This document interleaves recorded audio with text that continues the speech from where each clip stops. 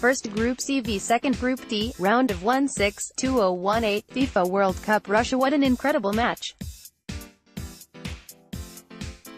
It had everything: skill, strength, pace and some wonderful goals in a 7-goal thriller. The game twisted back and forth throughout the 90 minutes, with both teams being ahead at least once in the match. It was a great first half to start off the last 16. France were by far the better side, showing much more attacking threat through strikers Kylian, Mbappe and Antoine, Griezmann, and capitalized on this with an early penalty scored. Though minutes later, a thunderbolt from Di Maria leveled the scoring and La Albiceleste went into halftime all square. The Argentines amazingly went ahead in the second half thanks to a deflection of defender Mercado and looked in the driving seat. However, the quality of Mbappe burst through and he launched his nation into the quarter-finals with an unbelievable performance.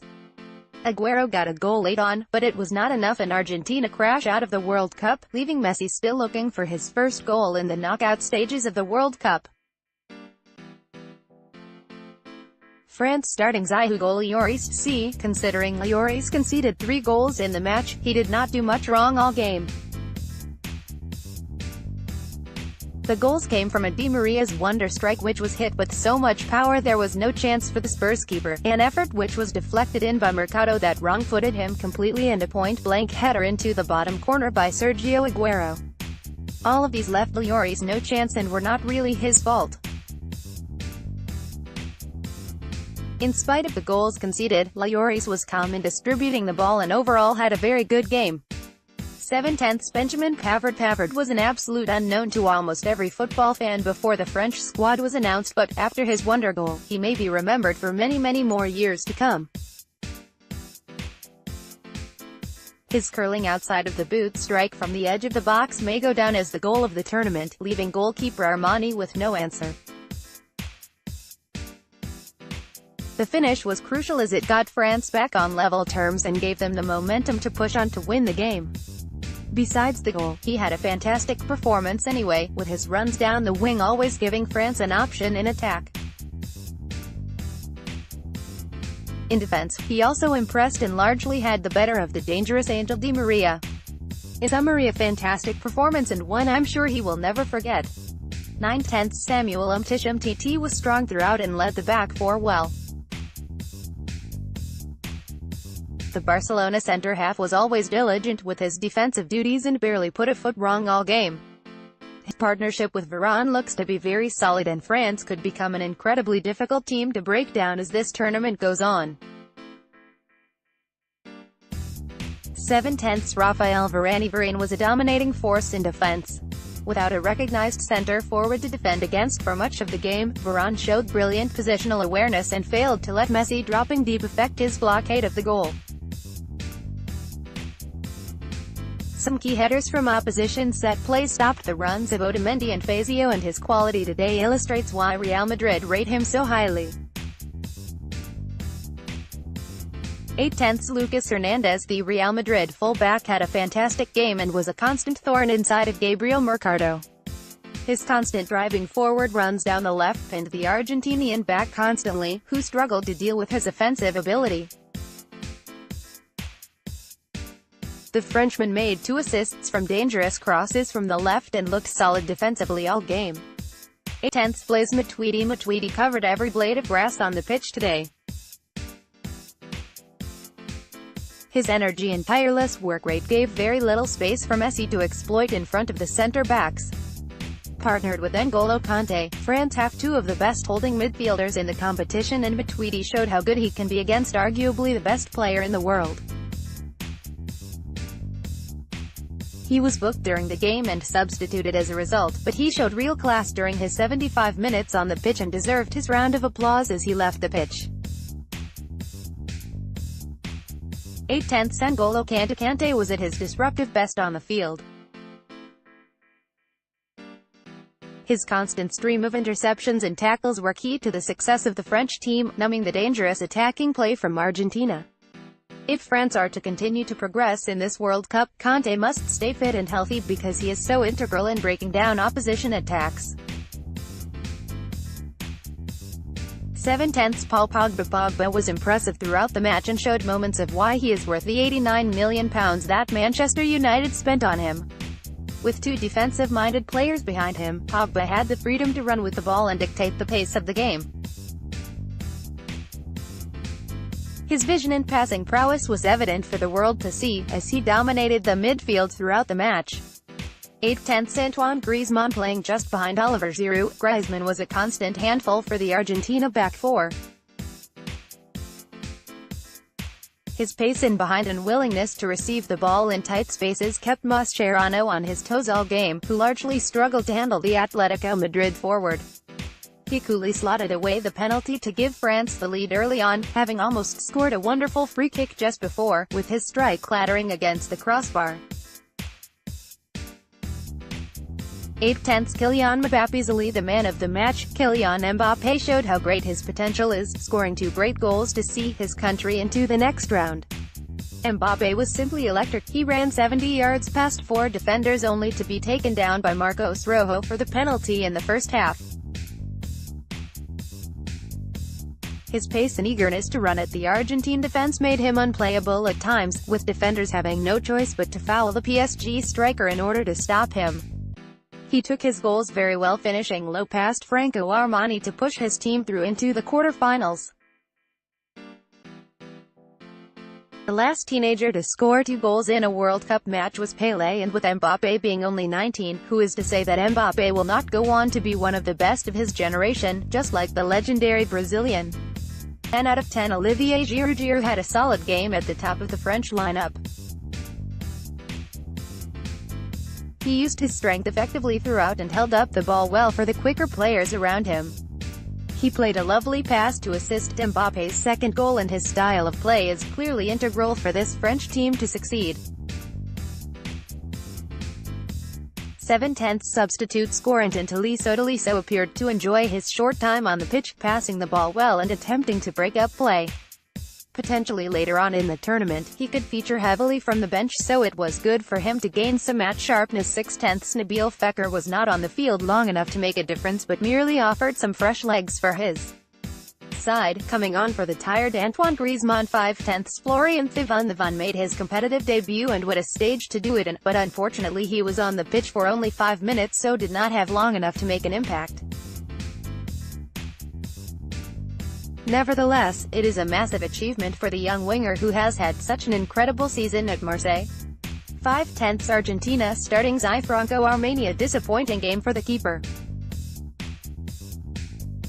After being brought in after Caballero's mistakes, Armani failed to nail down a place for the future with a couple of poor errors, one resulting in Mbappe's goal to make it 3-2.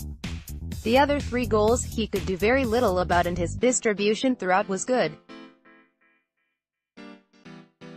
In terms of rating, however, it can never be considered a good game for the keeper when you have to pick the ball out of your net 4 times. 4/10 Gabriel Mercado, a fiery performance full of passion was not enough to help Argentina defensively. For long periods he struggled against Lucas Hernandez as France put a lot of crosses in from this left-hand side which Mercado was unable to intercept. He did get his name on the scoresheet, although in reality the ball just deflected off him as he tried to move his foot out of the way, and inadvertently put the ball past a stranded Hugo Lloris. 5/10 Marcos Rojo, after his heroics to get Argentina through to the last 16 with an incredible finish against Nigeria, Rojo fell back down to earth very quickly. Next to Otamendi, Rojo was a liability throughout and really struggled to deal with the strength of Giroud and the pace of Griezmann and Mbappe. His shocking positioning in the penalty incident meant Mbappe ran past him with ease, and Rojo pulled Mbappe down for a stonewall penalty. He was never up with the pace of the game and was replaced by Fazio at halftime. 2/10 Nicolas Otamendi, by far the best of Argentina's defenders. Otamendi was calm and composed at the back and had improved massively from his performances during the group stage. Unfortunately, his center-back partners Rojo and Fazio lacked his ability in this game, and Otamendi was left to be the one bright light in an otherwise very dark and dismal defensive display for Argentina. 6/10 Nicolas Tagliafico has had a good World Cup overall but struggled today. The left-back was up against wonderkid Kylian Mbappe and was unable to stop the devastating runs of the 19-year-old. While going forward he did have some limited success, he was not good enough defensively, as the French right-back Pavard also enjoyed attacking down the flank. To stop a player like Mbappe in that kind of form is incredibly difficult, but I'm sure Tagliafico will acknowledge that he could have done better. 5/10 Javier Mascherano, the enforcer in the center of the park. Mascherano was tasked with the job of sitting in front of the back four and protect them from attacks coming from the French midfielders. However, time and time again his lack of pace was found out by Griezmann and especially Mbappe, who ran the Barcelona man all over the park 90 minutes. 3/10 Enzo Perez has struggled to impress throughout this World Cup and has been a part of the central midfield issues which have plagued Argentina.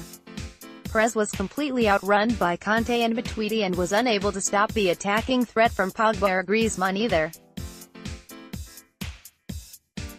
Overall it was a shocking performance and he was subbed by the manager in the 65th minute as a result. 2/10 Ever Banega has been one of Argentina's best players this World Cup.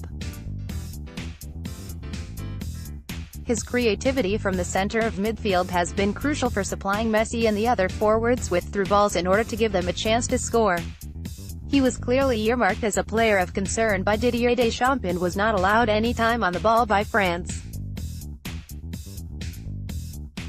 As a result, he was unable to impose his creativity on the game and was largely invisible. 4/10 Angel Di Maria was a game of two sides for the PSG midfielder.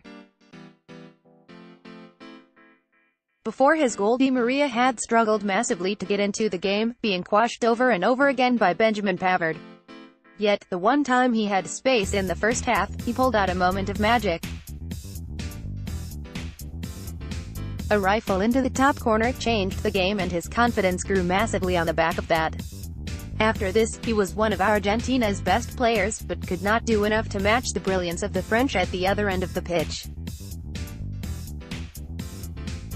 7/10 Lionel Messi. Messi was once again left a frustrated figure for Argentina in possibly the last World Cup we will see him in.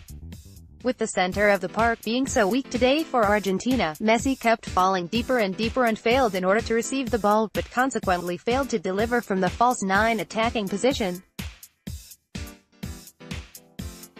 His creativity and brilliance still shone through, setting up the last two goals for his nation in this tournament.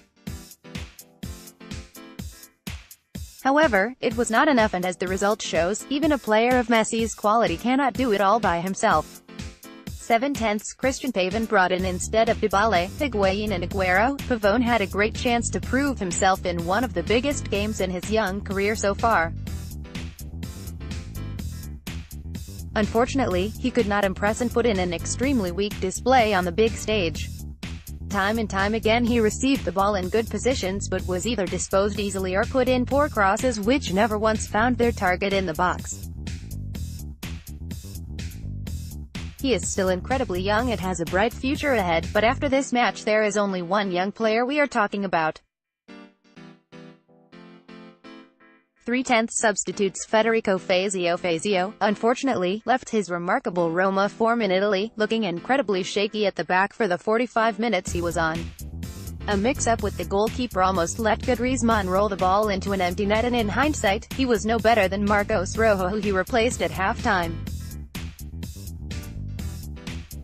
2/10 Sergio Aguero and Mane were amazed when the Manchester City forward did not start the game, and considering the impact he had when he came on, fans will struggle to find the manager's reasoning for leaving him on the bench. The poacher took his goal in the 90th minute very well, and who knows what he could have done if he was given more time on the field. 7/10 Maximiliano Meza has been largely ineffective all tournament, and that did not change in this game.